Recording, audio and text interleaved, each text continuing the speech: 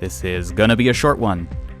Or I'd want it to be a short one, but I just keep getting clips and I don't have the heart to get rid of some of them, so here you go. I'm not presenting anything groundbreaking here. I've reached capacity for intellectually stimulating builds, which is to say I am simultaneously entertaining a paradigm of dex builds that are simpler and more effective than most forms of casting. Forewarning, this is not the most effective caster in the world, but a hell of a whirlwind when it is casting.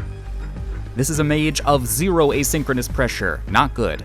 If you're bad, but you aren't bad, you're watching this channel after all, and that tells me that you're probably better than most players because you're willing to step outside of your comfort zone. Now subscribe for more compliments and earth-shattering tips. What works about this? Poise damage, hyper armor, and utility. Get all that? You can skirt around the issue of not having poise and having to deal with other people having poise by just throwing rocks at them. Alternatively, by driving your hyper armor drill into their skull. You don't really need to see many of the ones that I've lost because they were all pretty similar and my ego is too fragile to reveal to you how much I lose. The answer is a lot because I experiment with some pretty bad options. You can probably visualize the builds that I lose to, Moonveil, or more generally, failing to take a halberd with the appropriate level of seriousness. Which is to say, no seriousness or respect for the dangers they pose whatsoever. Thus is one of the main weaknesses of casting, overconfidence. So here's what doesn't work. You have relatively low damage without buffs, your game plan is stamina intensive, you could always use more poise, highly recommended Bullgoat Talisman for hyper armor optimization, limited burst damage opportunities, lives and dies by its combos and mix-ups, refuses to use more broken spells, melee range options require brain activity, except for maybe Bestial Sling, and it's somewhat FP intensive. And also input intensive. Which is to say that it is fun. So here is a semi-automatic analysis of the invasions I actually won.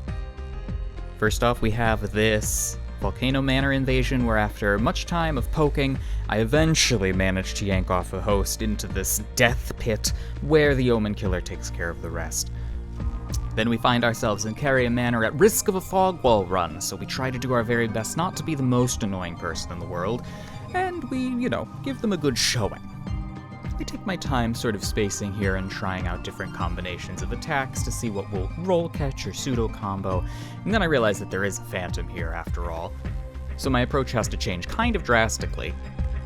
It's one thing to be just nonsense dueling someone outside of a boss fog, it's another to have to deal with 2 people at once. Here I take the hit because I need that FP back. It's kind of 100% of my game plan. It is worth it to take the damage in this instance because it's not enough to kill me, and I just resume casting. Earlier on in the invasion, I recognized that these giants were still alive down here, and I used them as cover, and they eventually get the kill. This sad gank outside of Morgoth's boss arena almost went very, very poorly because it is a 3v1 with the extreme health that Melina has. And also this phantom is also overleveled, and it's a Moonveil, so it's just pretty much everything you don't want to happen all at once.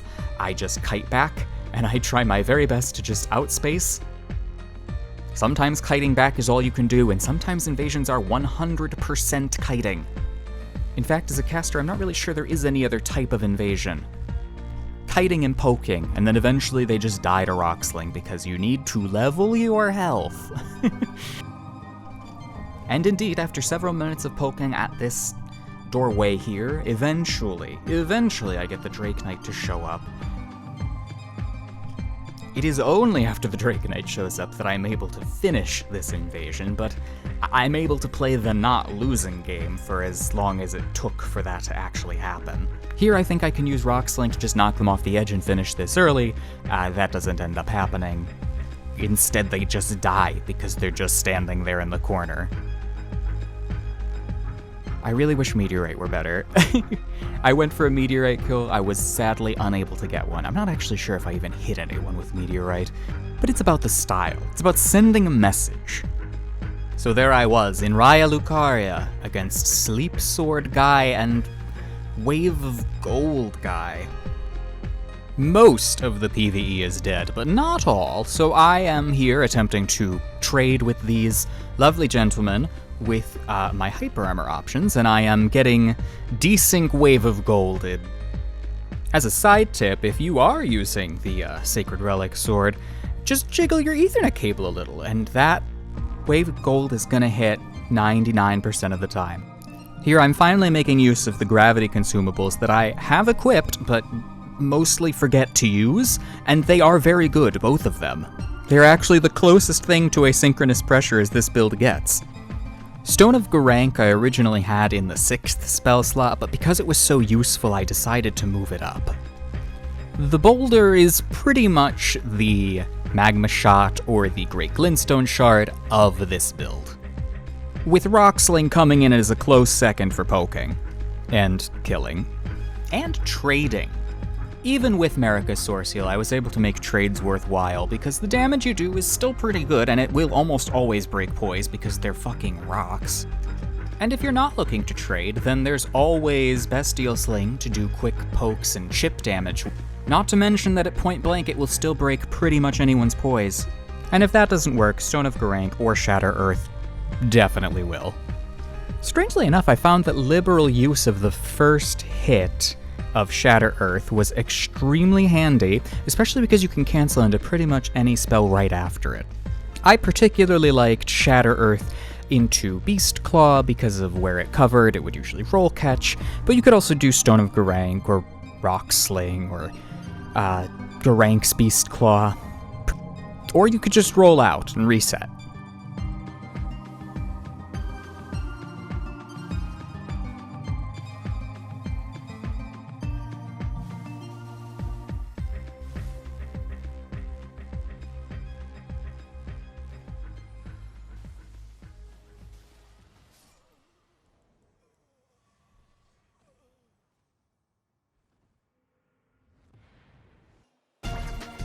So I invade these two again in Farum Azula, and it's 60 plus 10, I believe I was at here.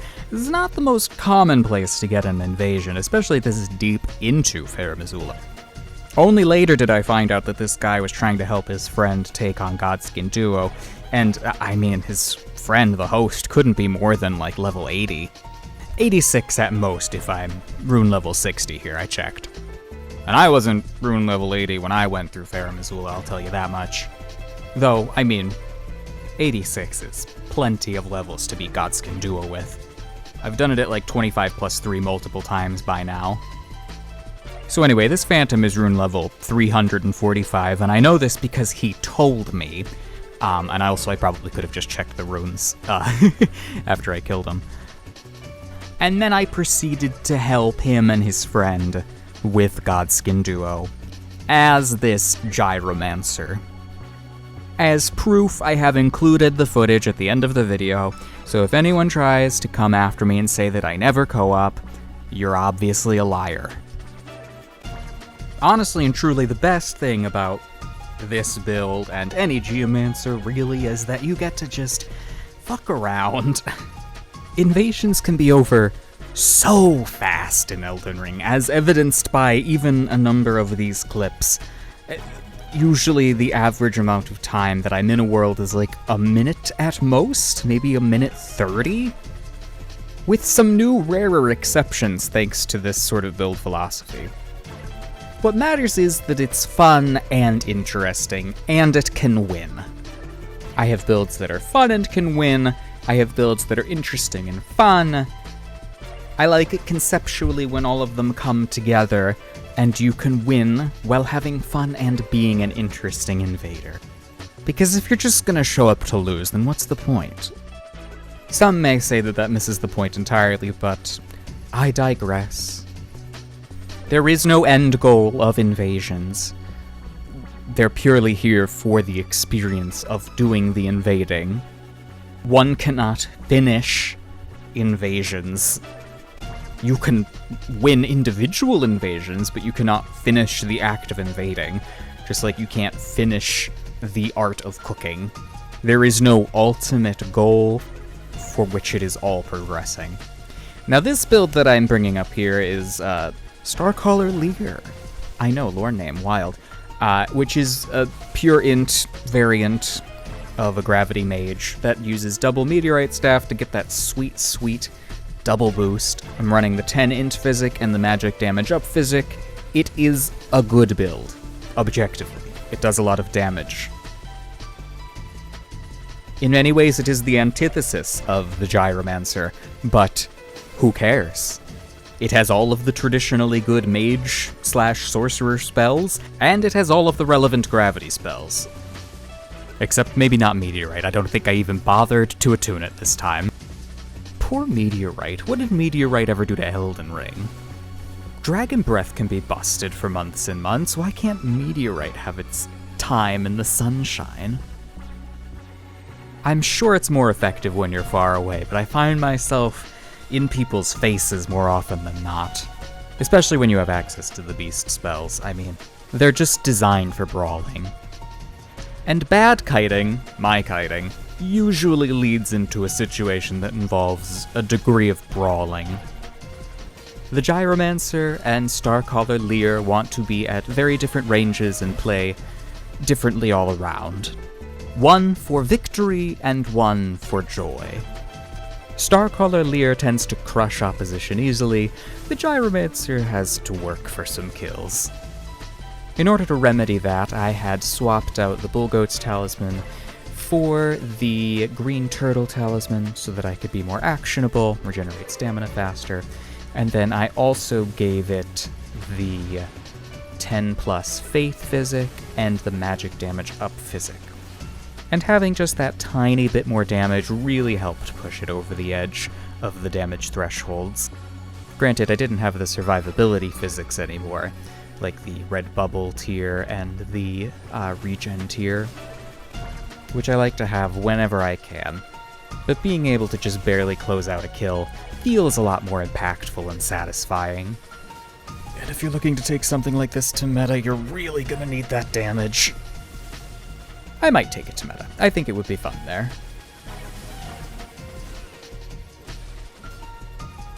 And now that the video is definitely over, let us talk about more sobering things. So, I'm gonna do something that I never do, and I'm gonna show you some stats. Do not be alarmed or afeared, there are books and light aplenty. Anyway, the build may not have been exactly this, but it was something like this. The armor was slightly different, and I switched out the Bullgoats for the Green Turtle Talisman. Here are the spells in more or less this order. I moved things around to try different sequences, but it was something like this. The only things I stayed pretty true to was Bestial Sling, Gravity Well, and then Shatter Earth, and then everything after that kind of moved around. You only really need the 36 int for collapsing stars, and then all the other points are kind of up in the air. And I do really recommend collapsing stars because it is a fabulous chase down option. The Gyromancer is a feat of modern mathematics and engineering. And now, Godskin Duo.